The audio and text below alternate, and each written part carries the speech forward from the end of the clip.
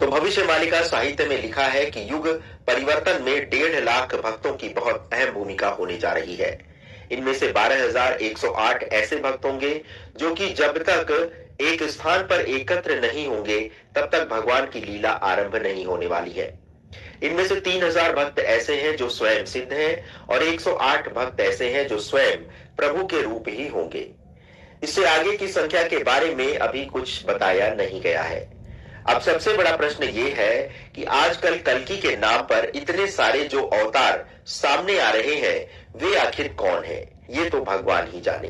तो भविष्यवाणी साहित्य में क्या लिखा है, अब इसका वर्णन करते हैं। उसमें लिखा है, भगवान के भक्तों का एकत्रीकरण का कार्य 2019 से ही आरंभ हो चुका है, जो कि चैत्र शुक्ल पक्ष दशमी गुरुवार अर्थात 18 अप्रैल 2024 तक पूर्ण हो जाएगा एवं बिना भक्तों के एकत्र हुए युग परिवर्तन का कार्य आरंभ नहीं होगा।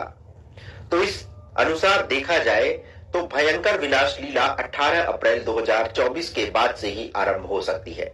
इसी मालिका साहित्य में कहा गया है कि जब धरती पर घनघोर संकट छाएगा और चारों ओर विपत्ति ही विपत्ति दिखाई देने लगेगी, तब आम जनता त्राहिमाम कर उठेगी। ये ऐसा समय होगा जब सामान्य जन से लेकर भगवान के भक्तों को भी ये लगने लगेगा कि अब किसी भी पल जीवन समाप्त हो सकता है। तो ऐसे व्याकुल कर देने वाली स्थिति में क्या होने वाला है, तो इसका विवरण भी भविष्यवाणी में लिखा गया है कि जब चारों ओर हाहाकार मच जाएगा और किसी को भी जीवन बचने की आशा नहीं रहेगी, तब ऐसी स्थिति में 12,108 भक्त अपनी योग शक्ति के माध्यम से कल्कि भगवान को आर्त स्वर से पुकारेंगे। जब हजारों व्याकुल भक्तों की पुकार कल्कि भगवान के कानों में पड़ेगी, तब साक्षात वो प्रकट हो जाएंगे।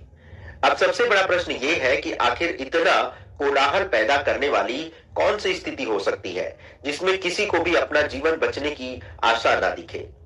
तो इसका उत्तर भी भविष्यवाणी में लिखा है कि जब भारत पर परमाणु बम से हमला किया जाएगा, तभी हर तरफ कोलाहल मच जाएगा और अपने प्राणों की रक्षा के लिए भगवान की शरण में सारे भक्त चले जाएंगे।